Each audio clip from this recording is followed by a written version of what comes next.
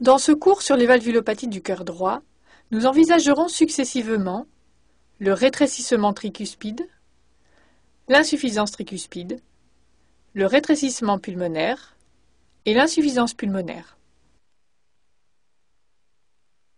Le rétrécissement tricuspide correspond à un obstacle à la vidange de l'oreillette droite dans le ventricule droit par sténose de l'orifice tricuspide. Cette sténose est en règle d'origine rhumatismale. L'échocardiographie a une place de choix dans le diagnostic positif, de gravité et étiologique de cette atteinte valvulaire. En mode bidimensionnel, le diagnostic positif de rétrécissement tricuspide repose sur la mise en évidence, en incidence apicale des 4 cavités, d'un remaniement des feuillets de la valve tricuspide, avec un épaississement et un aspect hyperéchogène. La cinétique des feuillets est réduite, donnant un aspect en dôme tout à fait caractéristique. L'oreillette droite apparaît dilatée, de même que la veine cave inférieure. Les cordages sont plus ou moins rétractés. Le ventricule droit est de petite taille. En mode TM, il est mis en évidence un aspect en créneau, caractérisé par une diminution de l'amplitude de DE, une diminution de la pente EF et une abrasion de l'onde A. En Doppler couleur, le jet transvalvulaire apparaît étroit, en aliasing, à type de bec-benzène. En amont de la sténose, côté auriculaire, on met en évidence la zone de convergence. Le Doppler pulsé et le Doppler continu guidé par l'imagerie bidimensionnelle en incidence apicale des 4 cavités permettent de quantifier les vélocités. Dans le rétrécissement tricuspide, les vélocités sont élevées, pouvant dépasser 1 mètre par seconde. La décroissance mésodiastolique est lente. Le flux du rétrécissement tricuspide doit être différencié de celui de la sténose mitrale, généralement plus véloce. Le repérage bidimensionnel permet généralement de différencier facilement les flux de rétrécissement mitral et de rétrécissement tricuspide. Par ailleurs, un hyperdébit ou une insuffisance tricuspide peuvent générer une augmentation du flux antérograde tricuspide. La quantification de la sténose tricuspide se fait par Doppler, car la mesure de l'air tricuspide en écho bidimensionnel n'est guère possible. Le gradient tricuspide moyen est bien corrélé à celui mesuré en hémodynamique. On parle de sténose tricuspide significative lorsque ce gradient est supérieur à 5 mm de mercure et de sténose serrée pour un gradient supérieur à 8 mm de mercure. Cependant, il faut connaître les limites du gradient. Le gradient est influencé par le cycle respiratoire, majoré à l'inspiration, par la fréquence cardiaque, augmentée lors des diastoles longues, en fibrillation auriculaire, par la présence d'une fuite tricuspide, par le débit cardiaque, et enfin par les conditions de charge. Le calcul de la surface tricuspide peut s'effectuer à partir du temps de demi-pression, PHT. Par analogie à la formule de Hattel pour le calcul de la surface mitrale, certains auteurs ont proposé de calculer la surface tricuspide à partir du temps de demi-pression tricuspide et ont obtenu de bonnes corrélations avec la surface calculée par cathétérisme. La surface tricuspide peut être obtenue par l'équation de continuité. Le calcul de la surface tricuspide par l'équation de continuité est en théorie possible en prenant pour référence l'orifice aortique. La formule surface tricuspide est égale à la surface aortique multipliée par l'ITV aortique sur l'ITV tricuspide. En cas de valvulopathie aortique, le débit pulmonaire pourra servir de référence. Les rétrécissements tricuspides congénitaux sont exceptionnels. Valves imperforées, ils sont souvent associés à une maladie d'Epstein, à une sténose pulmonaire ou à une atrésie pulmonaire, et se voient donc dans un contexte très particulier. Le rétrécissement tricuspide rhumatismal est classiquement le plus fréquent en particulier dans les pays d'endémie rhumatismale. Dans ce cas, le rétrécissement tricuspide est en règle associé à une atteinte des valves du cœur gauche. La fréquence de l'atteinte tricuspide dans la cardiopathie rhumatismale serait de l'ordre de 10%. Le syndrome carcinoïde, l'atteinte des valves du cœur droit est classique en cas de tumeur carcinoïde, touchant le tube digestif, a fortiori s'il existe des métastases hépatiques. Les valves tricuspides sont rétractées en battoir. L'appareil sous-valvulaire est également rétracté. La coaptation des valves est incomplète, si bien qu'il existe généralement une insuffisance tricuspide associée. Une sténose pulmonaire est fréquemment associée. Par contre, une atteinte des valves du cœur gauche ne se voit que s'il existe un shunt intracardiaque ou une tumeur carcinoïde bronchique. Les autres causes possibles de rétrécissement tricuspide sont exceptionnelles.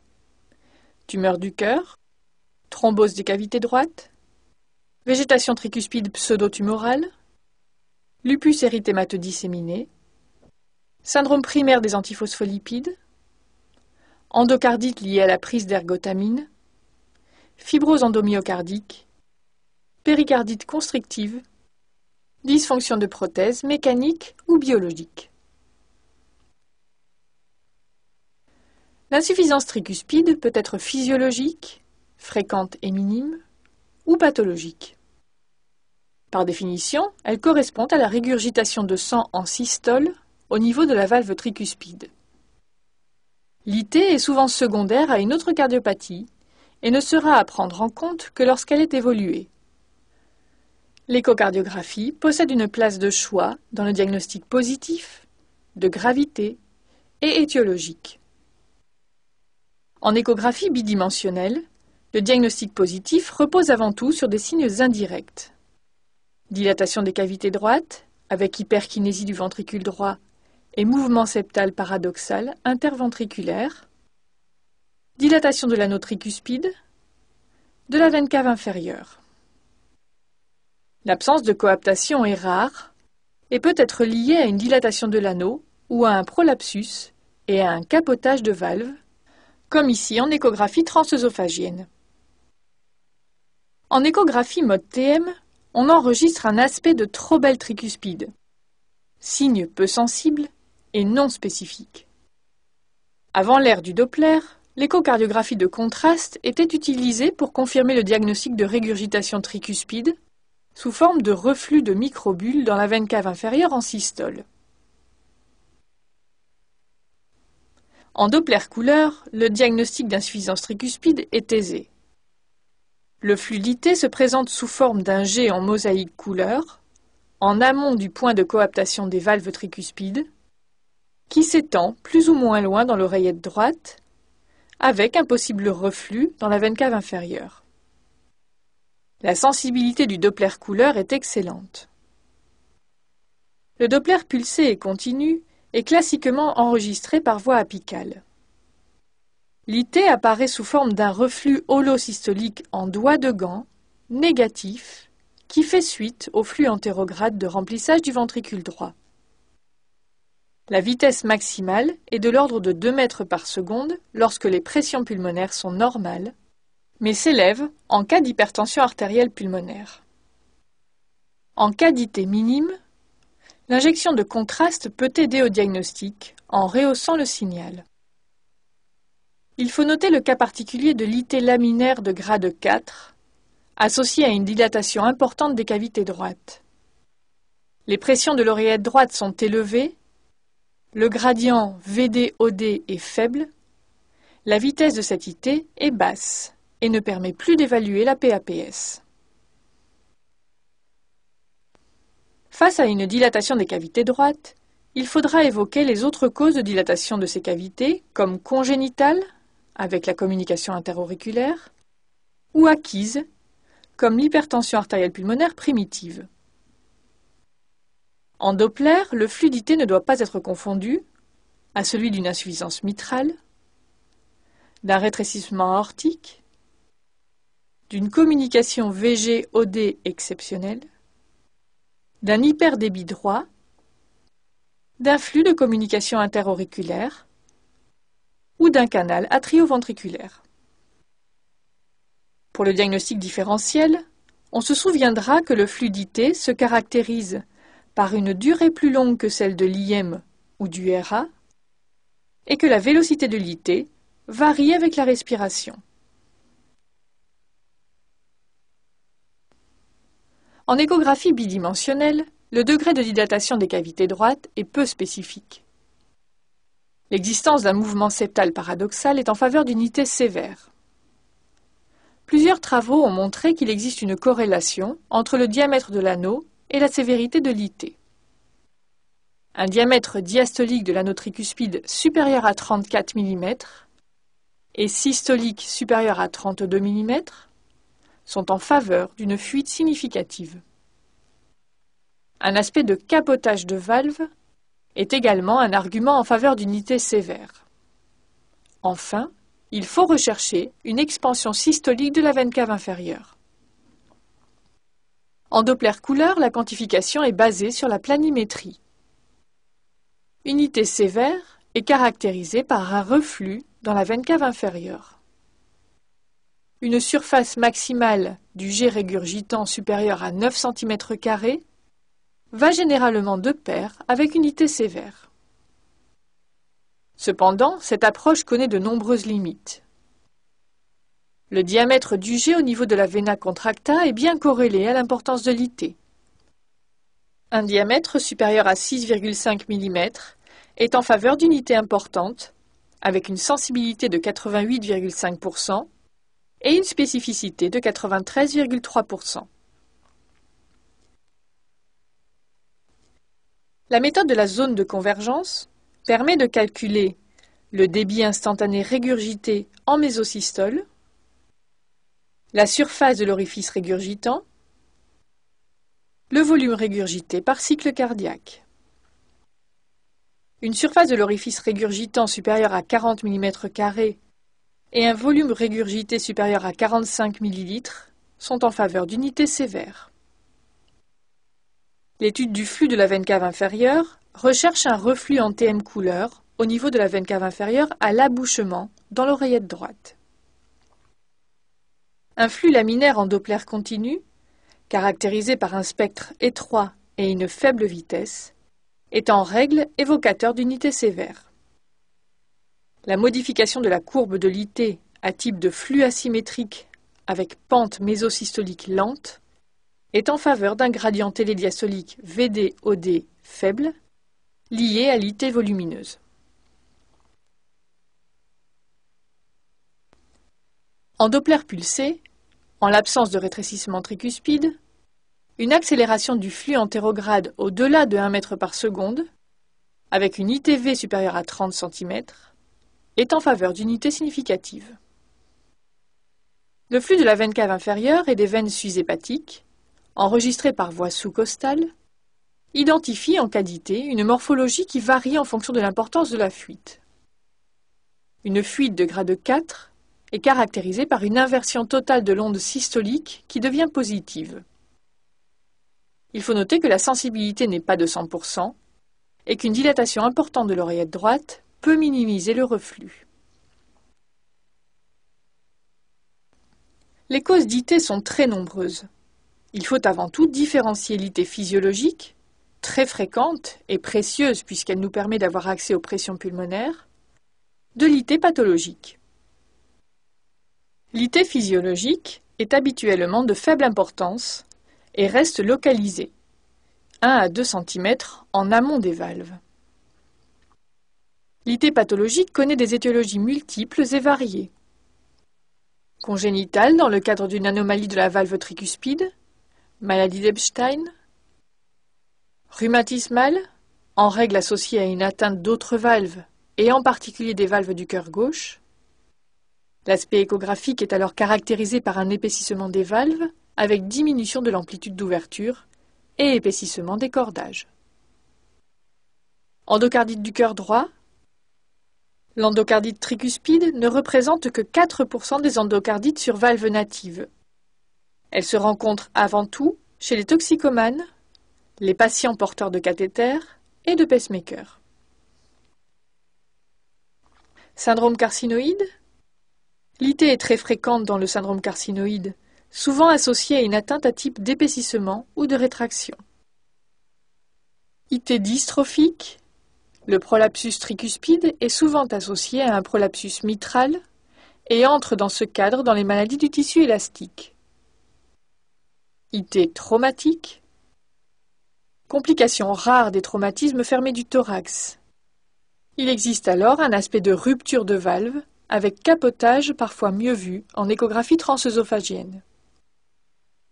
IT et pacemaker?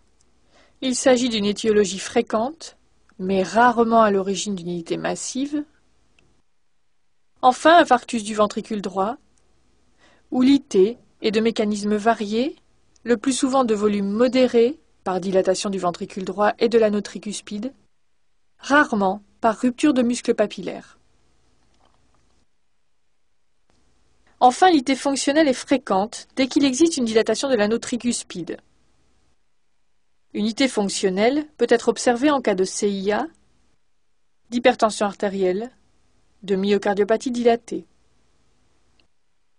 Les principales applications hémodynamiques de l'IT sont en pratique le calcul des pressions pulmonaires, où la vitesse maximale de l'IT donne accès à la pression artérielle pulmonaire systolique en l'absence d'obstacle à l'éjection du ventricule droit, et l'évaluation de la fonction systolique du ventricule droit, où la mesure de la DPDT de l'insuffisance tricuspide permet d'évaluer simplement la contractilité du ventricule droit. Cependant, ce paramètre n'a pas fait l'objet d'études de validation suffisantes. Le rétrécissement pulmonaire correspond à un obstacle fixe à l'éjection du ventricule droit au niveau de la valve pulmonaire. Cette anomalie est le plus souvent congénitale. En échographie bidimensionnelle, il existe un épaississement des valves pulmonaires avec aspect en dôme et dilatation post-sténotique. Dans certains cas, les valves sont rétractées. En mode TM, on constate une augmentation de l'amplitude de l'onde A. Au niveau du ventricule droit, il existe un certain degré d'hypertrophie ventriculaire droite qui tient compte de la sévérité de la sténose et de son ancienneté. En Doppler couleur, en incidence parasternale petit axe, orienté vers l'infundibulum pulmonaire, le jet de rétrécissement pulmonaire apparaît en systole sous forme d'un jet en mosaïque couleur au sommet du dôme valvulaire. En Doppler continu, le flux de rétrécissement pulmonaire prend la forme d'une courbe en doigt de gant négatif en continuité avec le flux d'insuffisance pulmonaire. Concernant le diagnostic différentiel, en mode bidimensionnel, il faut se souvenir qu'une sténose pulmonaire peut être sous-orificielle, supravalvulaire ou extrinsèque liée à une compression tumorale. Les tumeurs valvulaires obstructives sont rares, de même que les végétations pseudotumorales. En Doppler, le flux de rétrécissement pulmonaire ne doit pas être confondu avec celui d'un rétrécissement aortique, d'une insuffisance mitrale ou de certaines formes de communication interventriculaire. L'évaluation de la sévérité du rétrécissement pulmonaire est essentielle, basée sur la notion de gradient mesuré en Doppler continu et de surface. Le gradient moyen est bien corrélé au gradient hémodynamique. On considère habituellement qu'un rétrécissement pulmonaire est serré lorsque celui-ci dépasse 50 mm de mercure. Il faut se méfier d'une surévaluation du gradient en cas d'hyperdébit ou à l'inverse, d'une sous-évaluation en cas de bas débit. L'évaluation de la surface valvulaire pulmonaire est rarement faite en pratique. Elle fait appel à l'équation de continuité à partir de la détermination du débit aortique et de l'ITV pulmonaire en l'absence de fuite ou de shunt significatif. En ce qui concerne le diagnostic étiologique, on trouve le rétrécissement pulmonaire congénital, le plus fréquent et le plus souvent décelé pendant l'enfance, et traité de nos jours, le plus souvent aisément par dilatation percutanée. Le rétrécissement pulmonaire rhumatismal est rare, en règle associé à une atteinte des valves du cœur gauche ou de la tricuspide. Le rétrécissement pulmonaire du syndrome carcinoïde. L'association IT et rétrécissement pulmonaire est très évocatrice du syndrome carcinoïde. Les valves pulmonaires sont rétractées, hyperéchogènes, tout comme le plus souvent la valve tricuspide déformée en dôme. L'insuffisance pulmonaire correspond à une régurgitation. Elle peut être physiologique, fréquente et minime, ou pathologique. L'échocardiographie a une place de choix dans le diagnostic positif, de gravité et étiologique. En échographie bidimensionnelle, il n'y a pas de signe direct d'insuffisance pulmonaire, en dehors d'un éventuel capotage de valve. Par contre, une fuite modérée à sévère entraîne une surcharge volumique du ventricule droit avec hyperkinésie. En Doppler couleur, le diagnostic de l'insuffisance pulmonaire est aisé. Elle se présente sous forme d'un jet en mosaïque couleur au niveau de l'infundibulum pulmonaire sous les valves. La sensibilité du Doppler couleur est excellente. Le Doppler pulsé et continu est enregistré par voie parasternale petit axe orienté vers l'infundibulum pulmonaire. L'IP apparaît sous forme d'un reflux holodiastolique positif, puisque se rapprochant du capteur, de faible vélocité. Ce flux est trapézoïdal. Le temps de demi-décroissance de pression est supérieur à 150 millisecondes chez le sujet normal. En échographie bidimensionnelle, le diagnostic différentiel est celui d'une surcharge volumique des cavités droites, comme dans le cas d'une communication interauriculaire, d'unité importante. En Doppler couleur, le flux est habituellement facile à différencier des autres flux diastoliques. En échographie bidimensionnelle, le degré de dilatation du ventricule droit est proportionnel à l'importance de la régurgitation. En Doppler couleur, l'évaluation de la sévérité est semi-quantitative sur la cartographie du flux régurgitant. Certains auteurs ont proposé l'étude du diamètre du jet à l'origine et le rapport diamètre du jet sur diamètre de l'anneau pulmonaire, celui-ci étant en faveur d'une IP importante quand il est supérieur ou égal à 0,7. En Doppler continu, la morphologie de la courbe peut orienter vers une IP importante lorsque le temps de demi-pression est court, avec annulation de la course en télédiastole. En effet, lorsque l'IP est importante, il y a rapidement égalisation des pressions entre le tronc de l'artère pulmonaire et le ventricule droit. L'IP physiologique est très fréquente. Bien vue au Doppler couleur, elle reste localisée sous les valves pulmonaires. Son intérêt est l'approche hémodynamique du cœur droit et l'évaluation des pressions pulmonaires. Les principales causes d'IP pathologiques sont les cardiopathies congénitales, après dilatation par ballonnée d'une sténose pulmonaire ou après correction chirurgicale d'une tétralogie de Fallot, l'endocardite infectieuse. L'endocardie de la valve pulmonaire est rare et en règle survenant dans un contexte de toxicomanie de cardiopathie congénitale, le syndrome carcinoïde, l'atteinte rhumatismale, l'atteinte dystrophique avec prolapsus. Enfin, l'IP peut être fonctionnelle dans un contexte de dilatation de l'anneau pulmonaire, secondaire à une dilatation des cavités droites. Les principales applications pratiques de l'IP sont le calcul des pressions pulmonaires. Les vitesses proto- et télédiastoliques de l'IP sont corrélées respectivement à la pression artérielle pulmonaire moyenne et la pression artérielle pulmonaire diastolique. La recherche d'un dip plateau du ventricule droit. La courbe de l'IP étant le reflet du gradient de pression entre le tronc de l'artère pulmonaire et le ventricule droit, une brusque élévation de la pression diastolique du ventricule droit va se traduire par une décélération rapide de l'IP avec PHT inférieur ou égal à 150 millisecondes.